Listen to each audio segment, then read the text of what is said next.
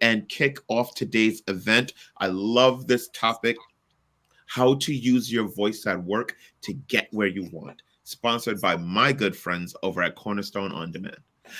So we're thrilled to be joined by four leaders at Cornerstone: R.T. Rao, Erica Roberts, Jessica Jackson, and Christy Gonzalez Gold. Now, would each of you ladies like to take a minute to introduce yourselves, please? We'd love to hear what's going on in your lives personally and professionally, and what you do in your role over at Cornerstone. Artie, I'd love to kick it off with you. Hello, everyone. It's great to be here. I look forward to share my thoughts and also look forward to hear from the other panelists. I'm the Senior Manager of IT Change Management at Cornerstone. I've been here for a little over a year. In this role, I oversee and lead efforts in how we put technology in the hands of humans or Cornerstone colleagues. We call ourselves Cornerstars. So, what does it look like when new technology changes are rolled out? How do we prepare our colleagues for the changes? We go through a structured process, and that's where I come in. I love the job because it's a combination of technology and the human experience. From a personal standpoint, I'm a mother of three, two human, one dog. So that brings lots of interesting challenges during the day. From a personal standpoint, 2023 was a great year of lots of interesting travel.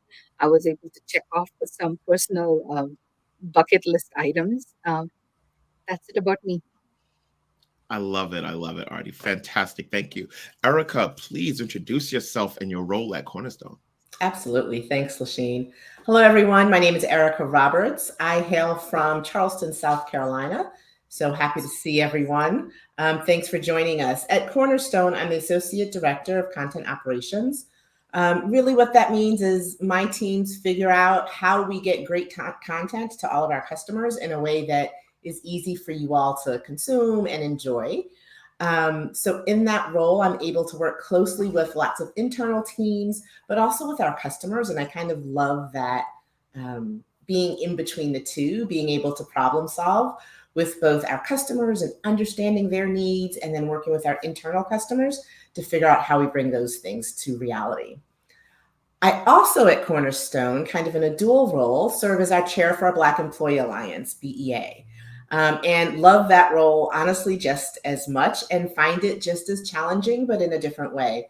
So as the chair for our Black Employee Alliance, I really want to ensure that our Black corner stars all over the globe feel included, feel like they belong.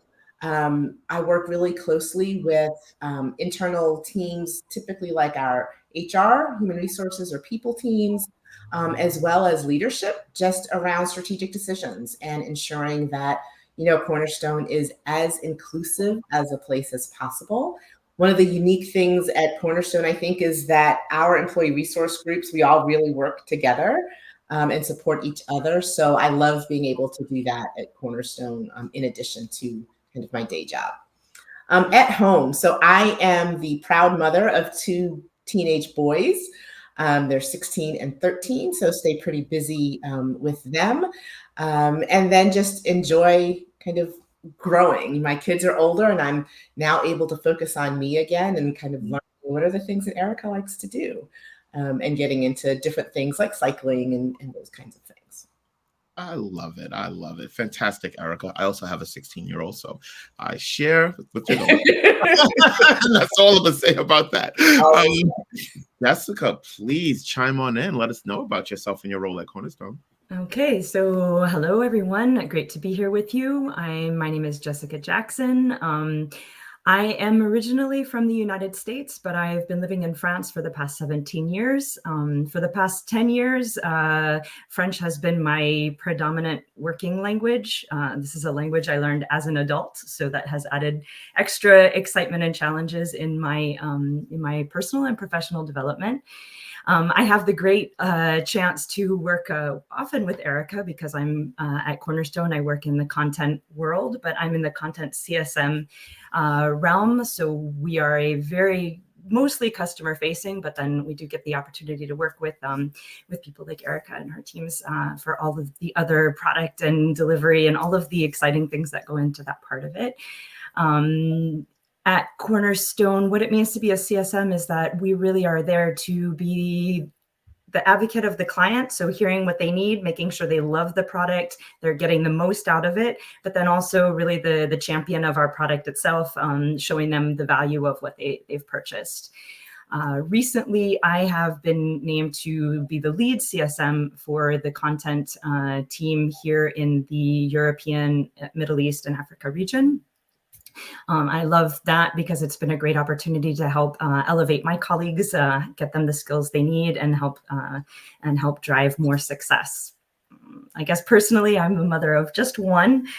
She's 8. It definitely keeps my hands full, but it's a lot of fun too, and happy to be here. Amazing. We're happy to have you. And last but certainly not least, Christy, please introduce yourself and your role over at Cornerstone. Thanks, Lashane. Hi, I'm Christy Gould, and like these lovely ladies here, I'm also a mom first and foremost. So that's like one of my full-time jobs. A daughter to a almost 4-year-old. She turns 4 in February, and it's such a rewarding. I mean, being a parent is just one of the most rewarding things ever.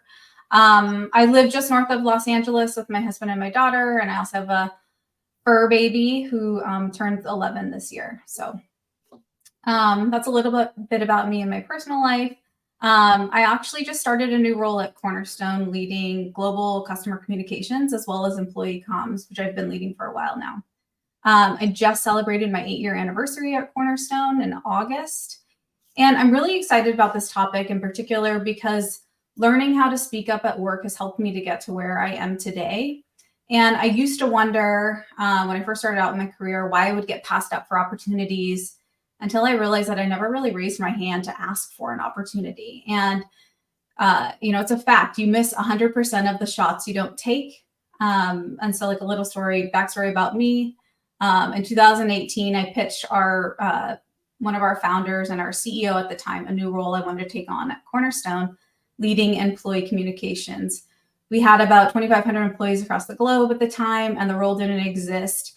And I had a feeling that our CEO wasn't too keen on the idea, but I saw the business need for it. I built my case, and I went ahead and I pitched the idea anyways, knowing that there was a risk that I could get turned down and that I could be told no. Mm-hmm. But I didn't get turned down, and I've been leading employee comms ever since. And speaking up and taking that risk really changed the trajectory of my career and has ultimately helped me feel more fulfilled at work. And so I'm super excited to dig into this topic. And thanks again, Lashane, for having me. Absolutely. And thank you all. I am so excited about our discussion today. I know that our audience is going to be able to take away tangible advice that they're going to be able to use and implement right away. And those are my favorite kinds of topics. So for those just tuning in, I would like to remind everyone that we will be answering questions that come directly from you. So please submit your questions on the chat on the right side of your screen. We'll do our best to get to as many as we can throughout the call. But until then, I have a few questions. First off, Erica, I'd love it if you could kick us off. We have so much to chat about, but my first question is knowing, it's all about knowing when and how to use your voice and speak up at work. So, Erica, how do you find and own your voice in the workplace? Yeah, this can always be hard and something that I think many of us have struggled with, right? But honestly, I think I hated sitting with oh man, I should have said, or, oh, I can't believe they're doing it that way instead of a different way. And one day I just kind of said, you know what? I've got to say something. I've got to use my voice. I took that little risk and that little tiptoe to say something and found that my voice was actually valued. And it was an idea they hadn't heard or thought of before. So it became kind of this great realization to me that I had something to add. And I've always thought I had something to say. And for the other ladies on the call, they're probably like, when was Erica ever quiet? Because now I always share my thoughts. It's just become one of those great opportunities for me to share my thoughts, but for me to also learn from others. And now it's just become second nature, but it really was just kind of taking that initial risk, and then realizing, oh, I do have some valuable contributions, and my thoughts really do help the process. I absolutely love that. Oh my gosh. Jessica, I'd love it if you could chime on in. Let us know, how did you find and own your voice in the workplace? So I think that there probably many of us can agree that there is that moment that you just have to jump out and take the risk, and then you feel it. So I definitely, I feel and can echo what Erica said about just getting out there. And then the more you do it, the more you realize that what you have to say matters, especially if you're always speaking with integrity and honesty. And then once you find it, especially in a role where I'm working, sometimes facing clients, sometimes facing internal teams, sometimes very technical teams, sometimes, all the different teams, I find one of the important things is learning to adapt your voice to the situation. Sometimes you almost have to translate the words, where I'll say it one way, you take the tech speak to translate it to something that's going to reach a client, et cetera. So I think learning to adapt your voice to the situation at hand is also really important to help you in that next step of getting what you want. And then sometimes just learning to breathe and and that helps to give you that confidence to get that, to say what you want to say. Love it, Jessica. Thank you so much. Christy, same question. Please chime on in. Yeah, this is a great question. And Erica and Jessica, thanks. Yeah, I'm gonna, absorb everything I can today too as a listener. I think, really before you consider when and how to use your voice at work, you kind of have to ask yourself a couple questions first. And it's, how do you personally want to show up to work? And what are your own personal core values? And it's not about the company's core values. It's about what's important to you. What are the core values that guide how you want to show up to work every day? Because I feel like it's hard to speak up when you don't really know what you stand for or what matters to you. And so, my first job out of college was a paid internship that turned into a full-time job at a PR agency. And being really new to the workforce, I felt intimidated at my lack of knowledge of the corporate world. I didn't understand the corporate speak, and everything felt foreign to me. And my inexperience led to a lack of confidence at work. And my lack of confidence really stunned me into silence, especially in meetings with senior leaders. And really wasn't until a dinner conversation with a close friend that I kind of realized that I was the person who was holding me back. And from there, I decided what I wanted to be known for at work. And I wrote down a list of my top values, some of which are still values that are really important to me today, like respect and learning and optimism. And so that translates into, respect, no matter the person, their background, level, title, no matter what. I was going to lead every conversation, even when I didn't agree, with absolute respect. And with that, I was also going to ensure that I was also respected. And so when someone said or did something that challenged that value, I spoke up. Learning, I wasn't going to apologize or feel embarrassed for not knowing everything. I was going to be curious. I was going to raise my hand and ask questions. And I was going to speak up if there was ever an opportunity that I was interested in being involved in, even if I didn't have a clue what I was doing. And then optimism is something that's really still hard for me to this day, and something I practice daily. It's not optimism for the sake of optimism, like everything's going to be great, don't worry, because I don't feel like that's helpful. But I'm talking about being optimistic that there's a solution to everything and you just have to figure it out. And, I'm one of those type of people who really feed off the energy of others. And so in high stress situations, when tensions are high, I have to really get into a different mindset where I put my negativity aside and try to understand the problem so that I can get to the solutioning phase. And I find that people pay more attention to you when thoughtful solutions are brought to the table and you're not just sitting there admiring the problem. And so these values have really helped me kind of formulate my approach to speaking up.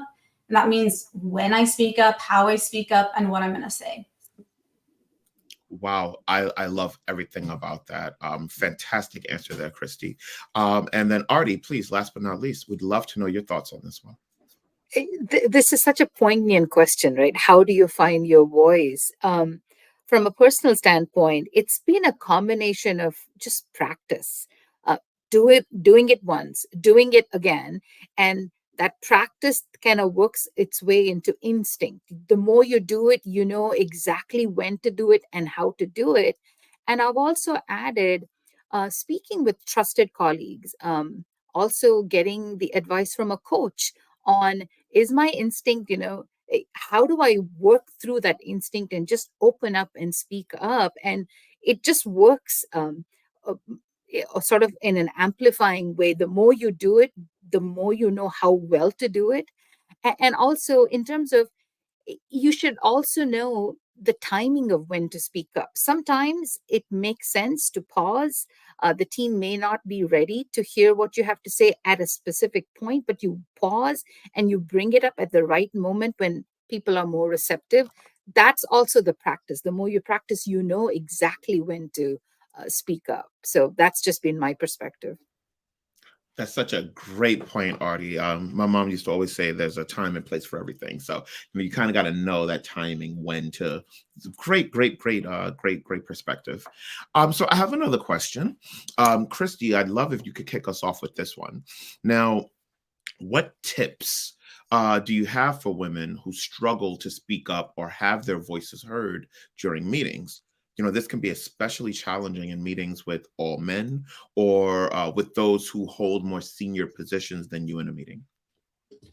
Yeah, it's a great question. I think us humans, we kind of have a tendency to see others as inherently different from us, when in reality, we all have a lot more in common than you think. And you should really never underestimate the importance of finding common ground with others. And I think finding common ground with another person really helps you nurture a relationship and build trust.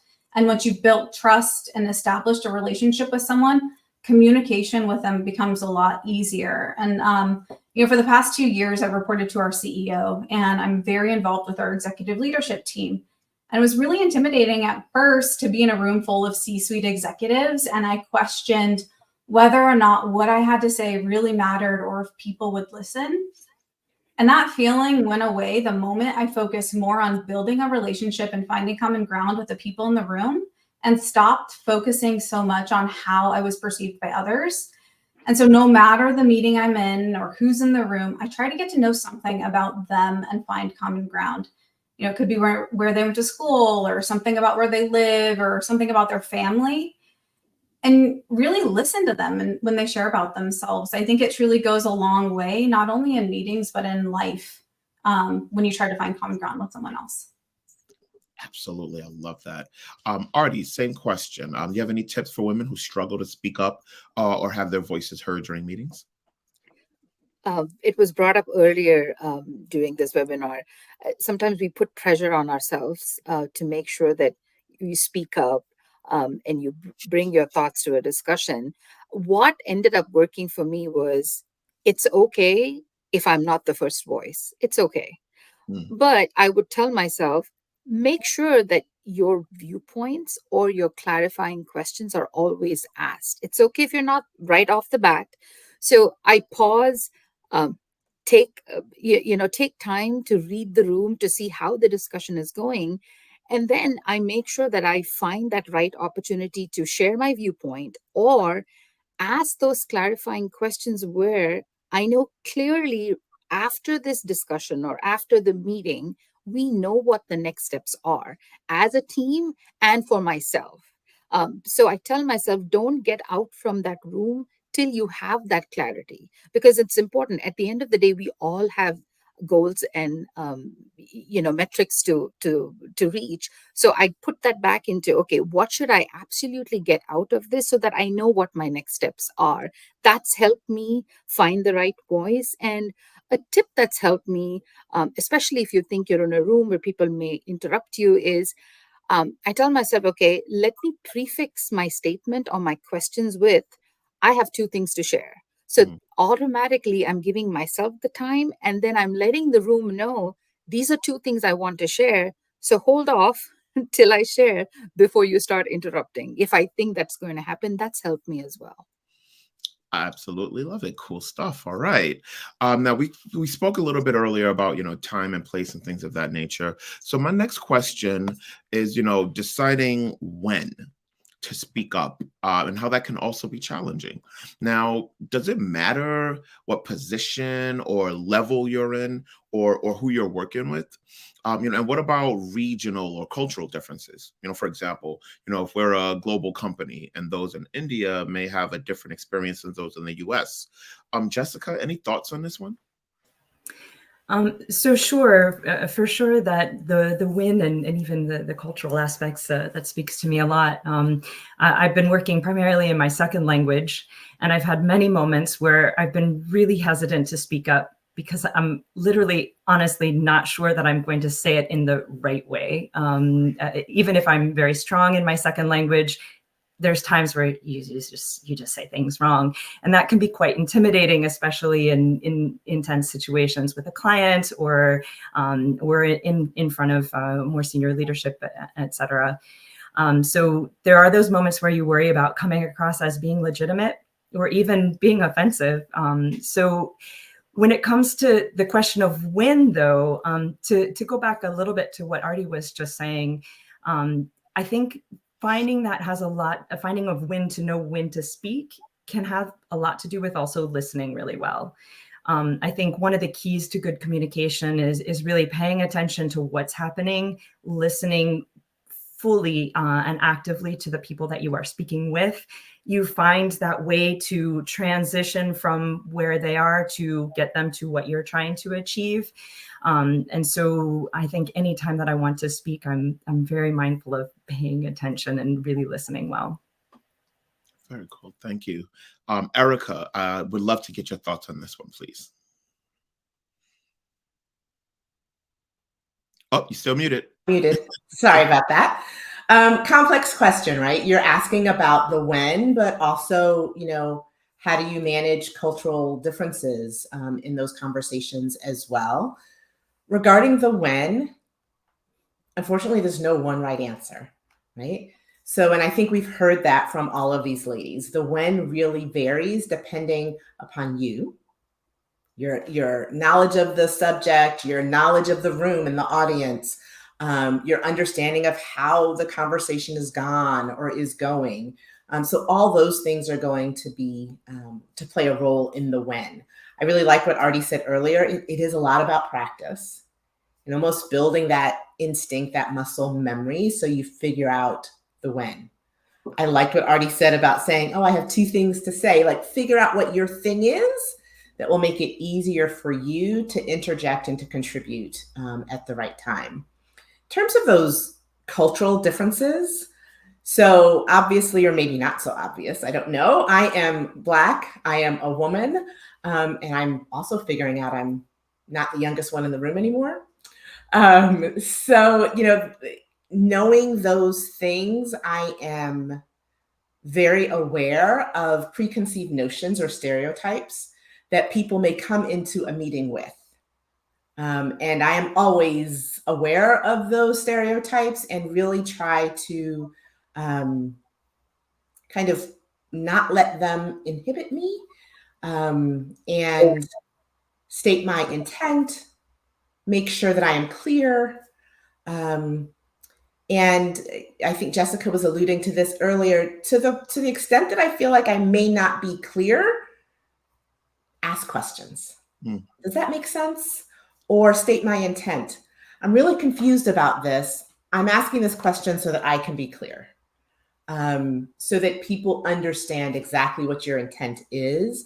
To Christy's point, I also find asking those kinds of clarifying questions helps build those relationships and helps you interact more as humans and not just as like business robots. So I don't know, I think all of those contribute.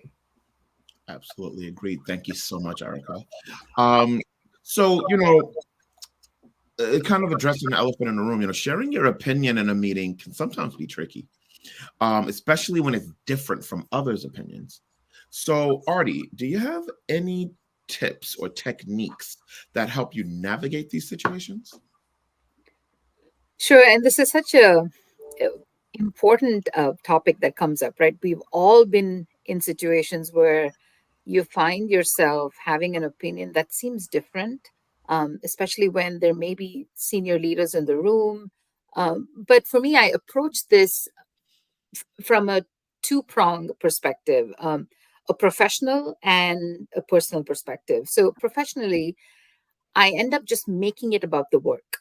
What's the work at hand? What do we have to deliver? What are our goals? So then when I start approaching it from that perspective, I'm removing myself from that equation, and making it about what do we have to get done. So it helps me ask the question, or helps me bring up that viewpoint, which may be different, because it's all about we have to accomplish X. I'm looking at it this way. How do we go about bridging the gap between what's currently being discussed to what I'm talking about? So then I remove that stress out of, oh gosh, this sounds different from what everybody else is saying, because I just make it about the work. From a professional standpoint, I have a daughter. From a personal standpoint, that is, I have a daughter, I have nieces. It's very important for me to show up in a way that paves the way for my daughter and my nieces to also show up the same way. I think it's cyclical. The more I do it, the more I show up in a different way and they see it. And I think it helps women in the workplace itself to keep doing that. So I take that responsibility more from a familiar sense, right? I have a daughter, I have nieces, I have to show up in that way. And that helps me to keep doing it, and forgiving myself of having an opinion that's different, because you just have to see what's best to deliver what you have to deliver. Absolutely. Thanks so much, Artie. And Christy, same question. Any tips or techniques that help you navigate in these kinds of situations? Yeah, I love what Artie shared about her daughter and her nieces. We got to create the world that we want to live in, right? It's up to us. I also feel like when you're different from those around you, your point of view will often seem like it's out of step with others. And I really think we need to flip the script here. This is a strength. Like, our differences are strengths. They're not a liability. And when we bring different viewpoints, different ideas to the table, it helps us build better products, build better processes at work, helps us communicate more effectively and think more critically. And it's really hard to do this, to bring up a differing opinion or idea, to go against the grain. But there's something that I do, a technique I use, and I ask myself before going into a critical meeting where maybe the stakes are high, or I'm feeling nervous about speaking up, or like my opinions may be challenged or even outright dismissed. And before those meetings, I ask myself what my intentions are for that meeting. Is it my intention to disengage, sit back, and stay silent on a topic that I care about? Or is it my intention to be present and engage in conversation? And when I frame it that way, the answer is really easy. Love that. Oh my gosh, I love that so much.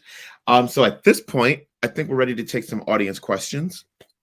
I have a good one right here, something that I've experienced personally myself. So I really want to know your thoughts on this. So the way we do these audience questions, I call it Family Feud style. So everyone's muted. First person to unmute gets to answer first. If anyone else wants to answer after, I'm fine with that. So I had a boss who would often answer questions which were directed at me, even though I was the expert on the issue at hand. How would you handle this situation? Erica? I'm quick on the buzzer. I saw that question, and thanks, Renee, for the question. Some of this depends on your own personality, but two routes that I have taken in the past: to speak directly with that boss, that manager. Explain to them what you see happening and that you would like to be able to contribute, and you would love it if they would add on some additional detail after you've answered those questions. So letting them know, you still want to partner with them, but it's your role to answer those questions. And I've done other kind of friendly things, like if you're sitting next to them, just a quick tap on the hand. You know what? I'll take that one. Again, in a friendly way. You're not trying to be combative. So you can do it personally after the meeting, or you can do it even, during the meeting. Again, you just want to make sure that it's in a way that communicates partnership and ownership. Fantastic. That is great advice. Anyone else want to chime in? Okay, so we're going to go to the next question.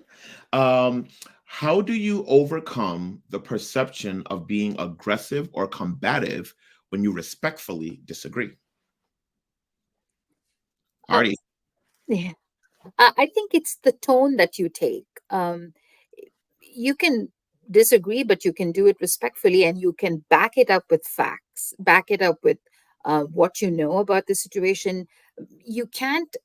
It's hard to disagree with data or to Mm, disagree with facts, and if you can do it in a respectful way, and really, I know I've mentioned this before. If you make it about the goals of what you're trying to discuss, and you keep showing up in that respectful and authentic way, people will see that that's the pattern to you, that you're not doing it in a personal, in a way that you're attacking someone, that you're doing it really about the goals. Then that comes through always. It's just how you measure your words, and you remove the drama or the nuances out of it, and you just keep doing it over and over again, and they see that that's your authentic self.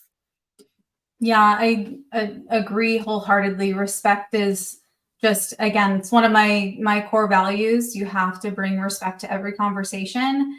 And I think also realize like what turns people off, and like how are you going to be able to communicate effectively and get your point across?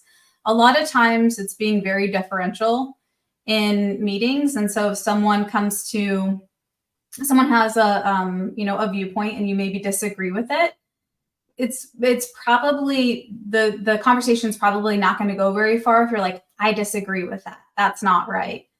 So instead, you can maybe, open up your idea with a question like, have we considered XYZ? Or, I was thinking about this. I wanted to get your thoughts on it. And that can kind of, help people move into a conversation, a healthy discourse versus, closing off conversation right off the bat when you say, I disagree with that. Respect is absolutely key. I totally agree with Artie there. fantastic. I love it. Thank you both so much for taking those questions. So for the audience watching, please keep those questions coming. We'll do a few more towards the end of the session, but for now, I want to jump right back on in. And I have another question of my own for the guests today. So having confidence is essential, especially when it comes to asking for what you want or need at work. Being assertive and asking for what you want and need is crucial, but it's equally important to ensure that your approach is well received. Christy, do you have any specific advice on how to boost your confidence to ask for what you want or need at work while still being assertive? Yeah, and I think that's what a lot of what we've been alluding to this whole time. It's practice, practice, practice. And like with anything, speaking up becomes easier the more you seek or are exposed to opportunities to speak up. It's really a muscle that you have to build. And, there's to share a quick story, especially for anyone who's ever skied or snowboarded. I didn't grow up skiing or snowboarding, and my first time going was when I was in high school. The first time I got on a chairlift, it was strange. But the scary part came soon after. I realized I had to figure out how I was going to get off the chairlift. And I panicked. The whole rest of the ride to the top of the bunny slope, I was panicking. And eventually I reached the end and I totally flopped off the chair, fell onto the ground, skis and poles went flying, and they ended up having to stop the chairlift to help me up. And everybody's just kind of sitting there like staring at me. I felt like the whole world was watching me. And it was really embarrassing. And I never wanted to go near another chairlift ever again. But I had to. So we bought, ski lift passes. So got to get my money's worth. So I did. I went back on it. And, guess what? The second time it was a lot easier. And the third time I figured out the trick to getting off of the chairlift without falling. And then my confidence really grew each ride up the lift. And like by the end of the day, I had mastered getting on and off the chairlift without incident. And I built that muscle through practice, and the confidence quickly followed. And so my best advice is expose yourself to opportunities to speak up. If sharing your opinion feels like too much, try asking a question, suggesting a new idea. if you keep practicing, I truly believe the confidence will quickly follow. Absolutely. Fantastic advice and a great story there that I think anybody can relate to. Jessica, we'd love to hear from you on this one. So I have fallen off a T-bar myself, but so I hate to keep bringing it up, but one of the things where I most had to be very confident was when I had to go in and start working for the first time as an adult in a second language. Mm-hmm. And at that time, I was in a sales type role where I really kind of had to convince people to engage in a very different type of language learning. So it was a kind of an odd thing and a hard thing to explain to people. Essentially, they were going to be listening to sounds and that was going to help them speak. It was hard, and it was really intimidating the very first time that I had to actually walk in and talk to a client and convince them that that's what they were going to do, and that was going to be the secret to them being able to speak a foreign language, because I was working in the language learning field at the time.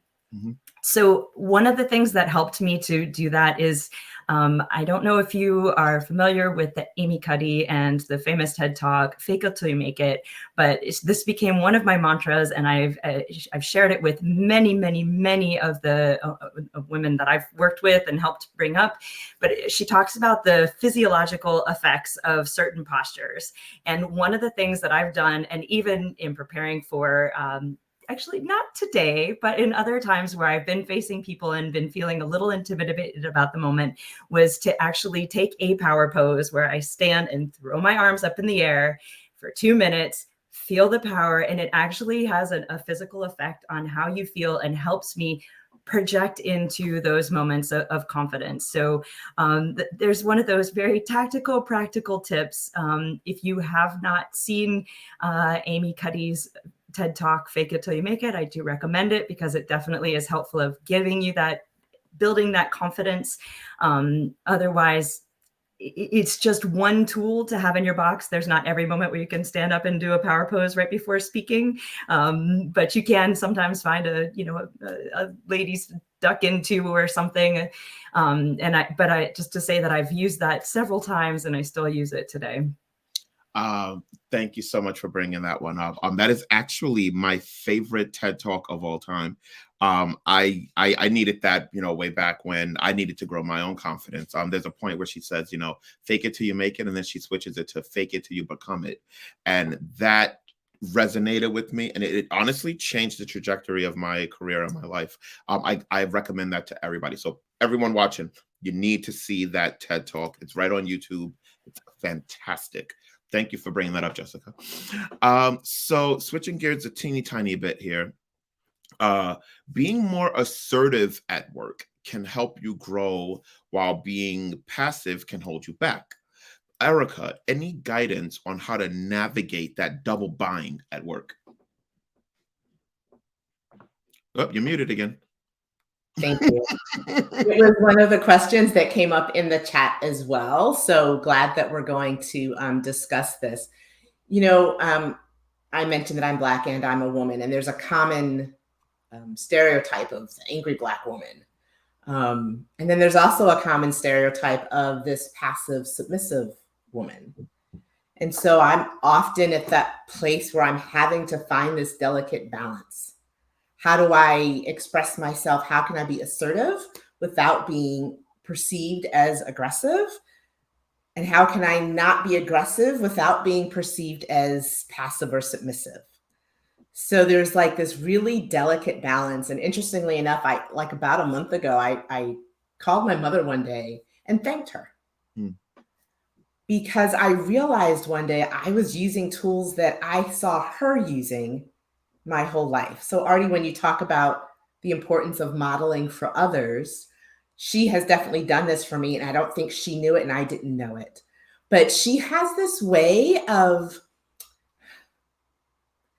almost being charming and smiling and friendly and human when she's expressing herself. And I have found at work, and I would say especially over the past couple of years, as we've had lots of different challenges and I join lots of different meetings with all kinds of different folks, it makes it easier when I bring the human Erica to the table, and I treat the others as humans. It allows me to contribute. It allows me to express myself. I always state my intent. I used to teach a diversity class, and one of the tools was assume positive intent. Well, I've taken that away from my listener. I don't want you to have to assume anything. I'm going to make sure you know what my intent is. I like that. So that's kind of how I've learned to walk this tightrope recently. I used to be afraid to bring my woman self to work because it's too soft and too mushy. And, oh, people don't want to know that you care. That's absolutely wrong. People want to know that you care. People want that perspective. People want to work with someone who cares and who's going to say, oh my gosh, how's your kid after their football accident? So those things are important. Bring them with you to work and contribute. Amazing answer. Thank you so much there, Erica. Christy, same question for you. Yeah, I love the assume positive intent. I mean, that just helps you from feeling like you're a victim of what someone says or does, right? Assume that, assume they're coming at everything with a positive intent. But really, as women, I think we find ourselves in double binds like this all the time, especially at work where, being assertive, it can help you grow in your career, but it can also be off-putting to some or perceived as aggressive or bossy or worse. And then being passive or reserved as a woman can be perceived as someone who's too agreeable or, maybe they're easier to work with. But there are consequences really to being too passive and can, ultimately do more harm than good in the long run. People could take advantage of you or not treat you with respect, or, you may get yourself into a space where you're never going to feel comfortable expressing your opinions or standing up for yourself. And I think the real hard work comes in learning when to stand up and speak up versus sit back and listen. And I'm a believer that you don't have to have an opinion on every topic. You don't have to speak up for the sake of speaking up. And going back to my earlier point, it's determine how you want to show up to work. What do you stand for? What are your core values? And I think it'll be much easier for you to kind of, walk this tightrope, as Erica put it, and navigate when you lean in and when you take a step back. Absolutely. Phenomenal answer there. Thank you so much. All righty, let's see here. So the big question I think that's on everyone's mind is, how can women better amplify each other's voices in the workplace and encourage their peers to do the same? Erica, any thoughts on this one? Yeah, sure. Compliment each other, build each other up, coach each other, collaborate with each other. There is more than enough work for everybody. So there's no reason to be, stingy. Bring others in to help on projects. I find sometimes, we may not always think of that woman in the corner who's doing great work, really smart, but maybe hasn't spoke up before, but they have all the knowledge. Bring them into the conversation and coach them and create an environment that is supportive of them so that they can make those first steps to contributing. Mm-hmm. Yeah, that's absolutely 100% agree.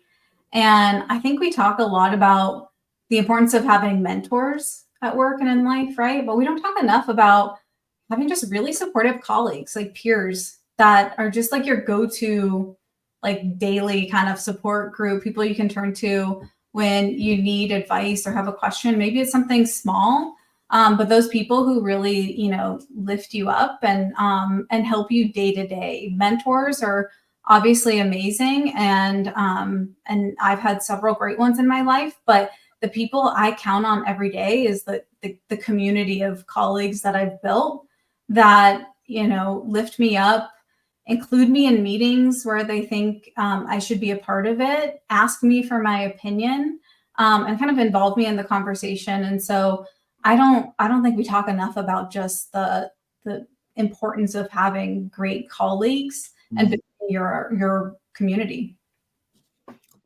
Agreed. Artie, did you want to add anything to this one? Just an example from my past career. I was working in a production support team where, issues came up, we had to triage it. And usually I had the responsibility of summarizing that to the business on what went wrong and what we were doing to solve it. But I've taken the opportunity to allow other members of the team, some of them women, who were doing the work, but they were not always getting the chance to summarize that to our business leaders. So I've taken the opportunities to have them present instead of me doing it. It was very rewarding because they got to do something they hadn't, and it also removed me from being the single point of failure. If I wasn't in office one day, then who would get to do it? But that's how find those examples of allowing others and letting them step into that spotlight and do what you do, so that you're spreading that wealth around. Mm-hmm, mm-hmm. Absolutely. So we do have a couple more questions in from the audience. So everyone go back on mute so we can play Family Feud style. First off, what would you suggest for someone who works from home and finds it difficult to get much accessibility to senior leaders beyond their direct leader to get support for new ideas? Jessica. I got you this time, Erica. But this is at Cornerstone, many of us do work a lot from home, and so it can be kind of complicated. And we are a global community, so based in Europe, but I'm working with teams across the globe. And so one of the things that you can do is not use just your voice alone, but to help create a community of voices to amplify your own voice. When it comes to something you'd like to see improved or changed, get a lot of people on board and have them raise the issue through different channels, and that's a really great way to impact change and to create an echo chamber. Over to you, Erica. Yep, go on, Erica. Yeah, thanks. So I mentioned that I work with our Black Employee Alliance, and I work from home. I've worked from home the entire 8.5 years that I have been with Cornerstone, as do, I don't know, easily over half of our population works from home. So I would say just because you work at home doesn't mean you should be isolated. Still engage. So, my example is that I've engaged quite a bit with our Black Employee Alliance. That has allowed me access to leaders that even if I were in the office in my day-to-day job, I would not have access to. So don't just look at your day-to-day responsibilities, but really find ways to engage. I love Christy keeps talking about essentially knowing your personal brand and who you are and what your values are. Once you know those and you speak with integrity about the business, it's much more comfortable to talk to folks, whether they're in your direct line of leadership or outside, even when you're remote. The other thing I would say, and the other Cornerstars on the line will chuckle about this, be on camera. Let people see you and know you. When someone is talking to just a voice, it's much different than talking to a face and seeing the smile and the body language and all of that. Be on camera. 100%. This is true. So we have another question coming in. Let's see. I know that concerns around conflict have been a big reason why I have not used my voice in the past. I'm curious what tools or techniques you all may have used when concerned about handling conflict as well.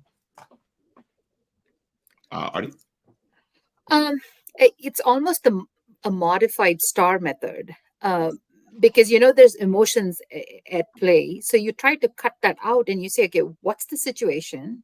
So you approach it literally from that STAR method, right? What's the situation, what's the task at hand, what's the action, and what's the result?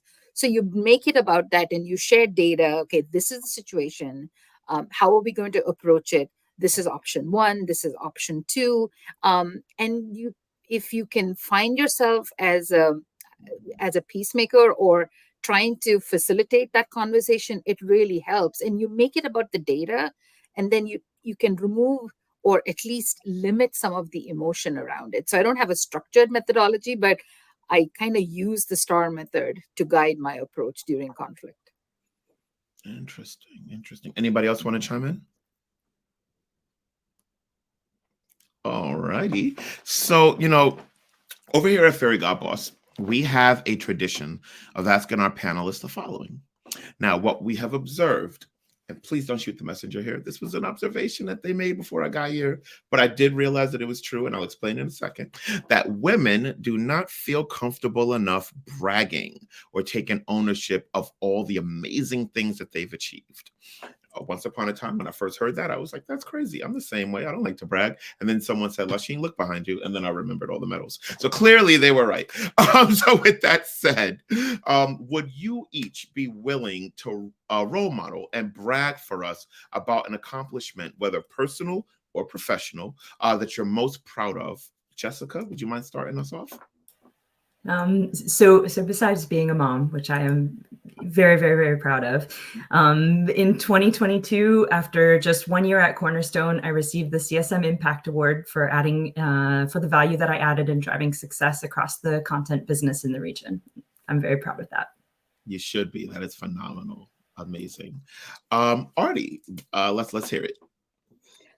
This was something that didn't happen yet in Cornerstone, and I say yet, I've been in Cornerstone for a year, but this was something at a previous job where day 7 of a new job, I led a 2-day workshop where we selected an enterprise-wide tool where I was the only woman, day 2 of the workshop, with several senior leaders.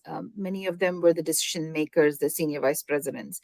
But that stands out to me simply because I was new at the job, but I knew the work that I was doing.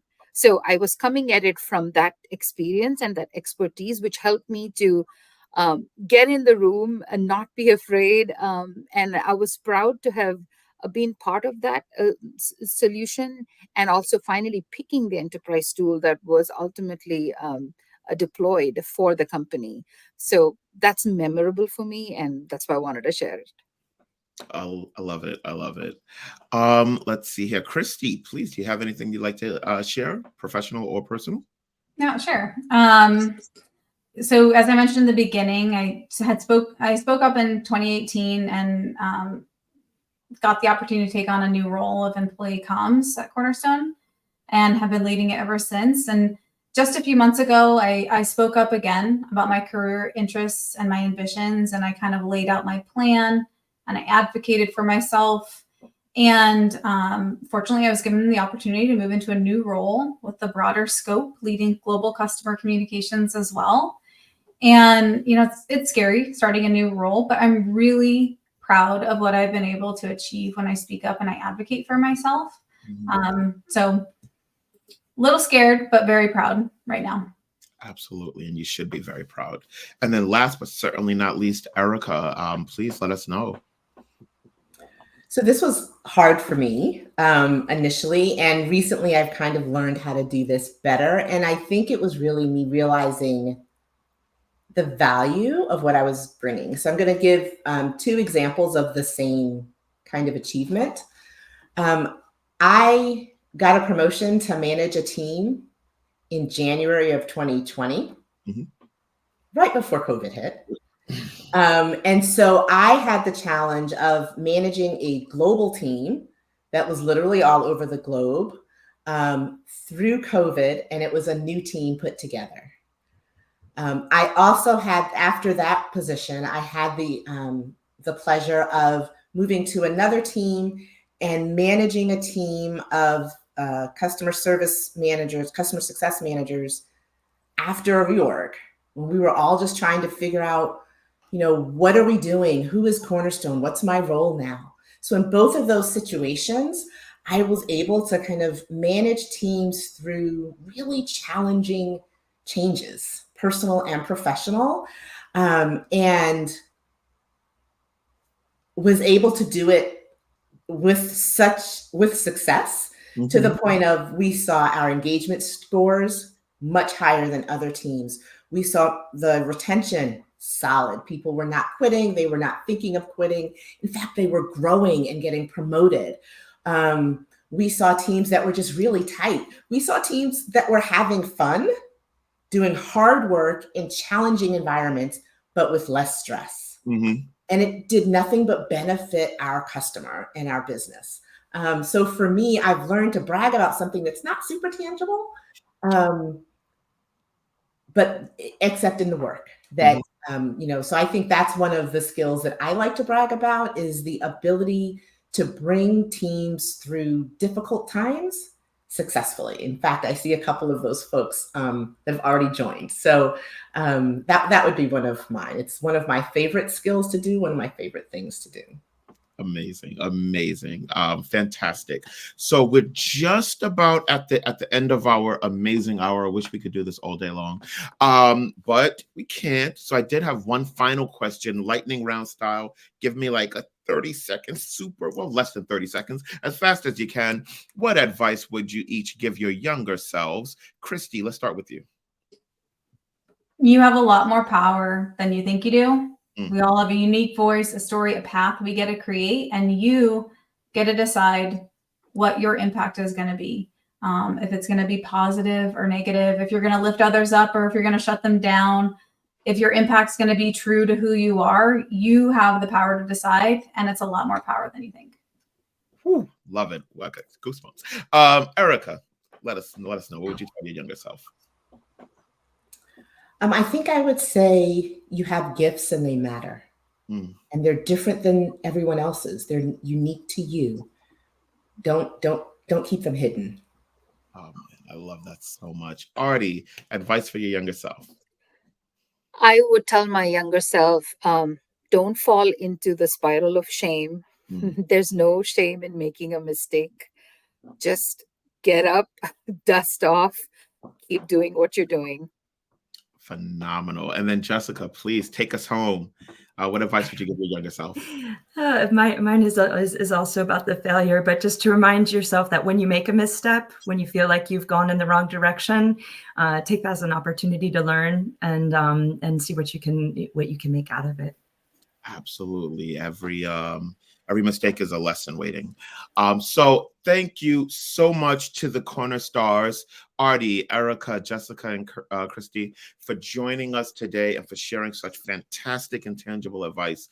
Thanks to all of you who tuned in for the discussion. As a reminder, we'll be sending out a recording of today's event along with resources to learn more about opportunities at Cornerstone On Demand. In the meantime, please be sure to check out Cornerstone's profile and jobs right here on Fairy Godboss. Also, we'd love to hear your feedback to help us improve future events. So please head on over to that type form on the right side of your screen. Share your thoughts in a quick 1-minute survey. Be sure to say some nice things about the guy in the suit. Thank you. Thanks, everyone. And we will see you all next time. #CornerStars. Thank you. Everybody.